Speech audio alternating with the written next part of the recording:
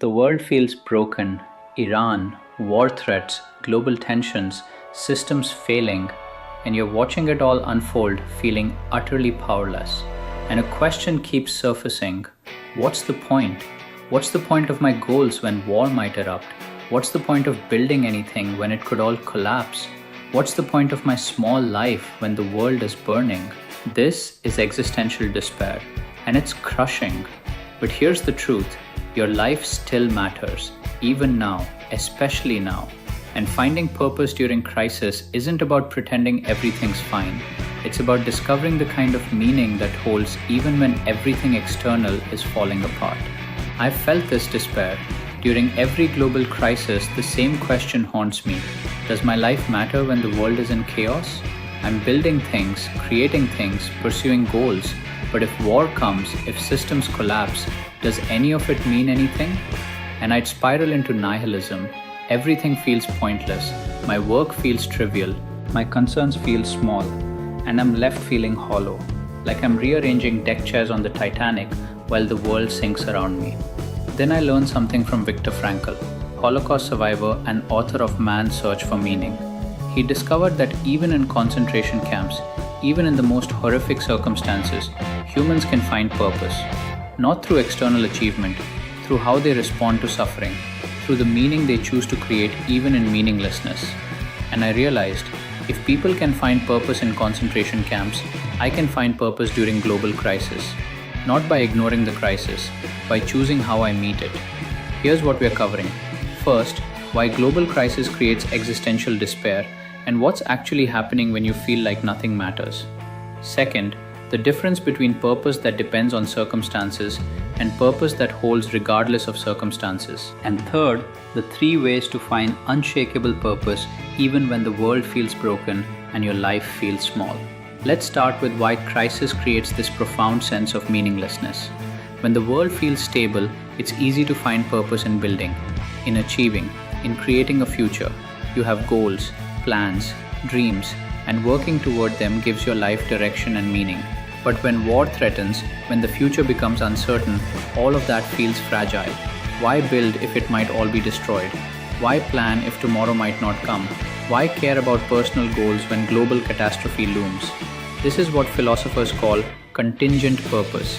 Purpose that depends on specific outcomes, on the future being stable, on your plans working out, on the world being okay. And when those conditions are threatened, the purpose collapses. Because it was built on sand, on circumstances you can't control. And now those circumstances are shifting and you're left feeling like nothing matters because your purpose was tied to things that might disappear. And there's another layer. When you witness global suffering, your personal concerns start to feel trivial. How can I care about my career when people are dying? How can I focus on my relationship when war is threatening? How can I pursue my dreams when the world is in crisis? And you feel guilty for caring about your small life, guilty for having problems that pale in comparison to global catastrophe. And this guilt creates paralysis. You can't engage with your life because it feels selfish, but you can't engage with the global crisis because you're powerless. So you're stuck, feeling useless, feeling like nothing you do matters. This is existential despair. And it's one of the most painful human experiences because humans need meaning to function. Without purpose, depression sets in, anxiety increases, life feels hollow, and no amount of distraction makes it better. Because you're not seeking pleasure, you're seeking purpose. And crisis has stripped away the easy sources of purpose, leaving you with the question: what matters when everything external is uncertain? Here's the answer that spiritual traditions and survivors of crisis have discovered. There's a different kind of purpose. A purpose that doesn't depend on circumstances, that doesn't require the world to be okay, that holds even in the darkest times. And once you find this kind of purpose, crisis can't take it away, because it lives in how you respond, not in what happens.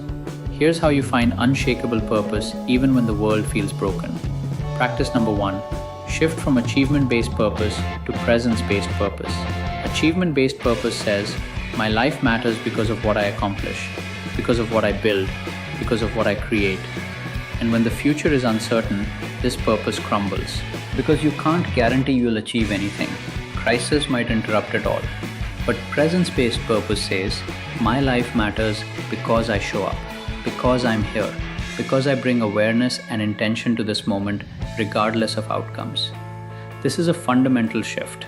Instead of, I matter because I might accomplish X, you say, I matter because I'm living this moment fully, because I'm treating people with kindness, because I'm being present with what's here. These things aren't dependent on the future. They're available right now. War might come, systems might fail, but right now you can be present, you can be kind, you can be aware, and that matters. That has inherent worth.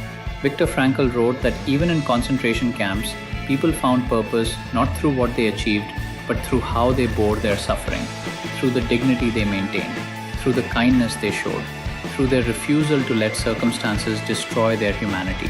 This is presence-based purpose, and it's available to you now, not after you achieve something, not when the world is fixed, now, in this moment, by how you show up. Practice number 2. Find purpose through service in your immediate sphere of influence. You can't stop the Iran war. You can't control global politics. You can't fix everything broken in the world. And trying to carry all of that creates crushing despair. But you can help the people around you. You can be present for your loved ones. You can support your community. You can contribute in small ways that actually make a difference to real people. And that matters. That has purpose, even if it doesn't solve the global crisis. Here's what this looks like practically. Instead of, I need to stop war to matter, you say, I can support my anxious friend. I can donate to humanitarian organizations. I can be a stable presence for people who are scared. I can create beauty in my corner of the world. These aren't grand gestures, but they're real. They help real people. And when you help even one person, you've added light to the world. That's purpose, that's meaning, and crisis can't take that away from you. And you release the outcome. You don't help because it will save the world. You help because it's what you can do, because it aligns with your values, because it matters to do it regardless of global outcomes. This is what the Bhagavad Gita teaches. You're entitled to your actions, not the fruits of your actions. You do what's right because it's right, not because it guarantees specific results. And there's freedom in that, and purpose. Practice number 3. Create meaning through bearing witness and staying connected to life even in crisis. Sometimes the most meaningful thing you can do is simply bear witness, to acknowledge the suffering, to stay present with the pain, to not look away, and to remain connected to life even when the world feels broken. This isn't passive, this is profound spiritual work, because it's easy to dissociate, to numb, to check out when things get hard. But staying present, staying connected, that takes courage, and it matters. You bear witness by staying informed without being consumed, by acknowledging what's happening in Iran, in global conflicts, without pretending it's not real, by holding space for suffering without drowning in it. And you stay connected to life by continuing to engage, by eating nourishing food, by spending time in nature, by creating art, by having conversations, by finding moments of beauty and connection. Not because you're ignoring the crisis, but because life is still happening, and your engagement with life matters. Your refusal to let crisis destroy your capacity to appreciate existence matters.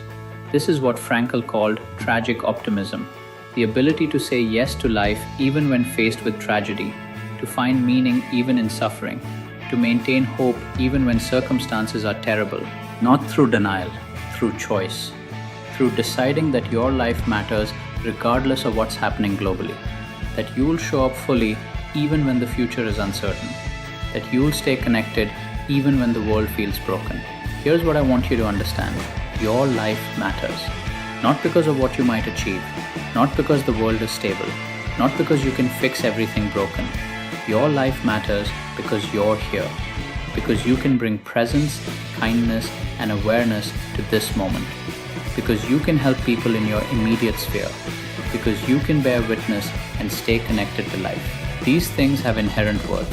Crisis can't take them away, and they're available to you right now. We covered why crisis creates existential despair. It threatens contingent purpose based on achievement and stable futures. We distinguish between achievement-based and presence-based purpose.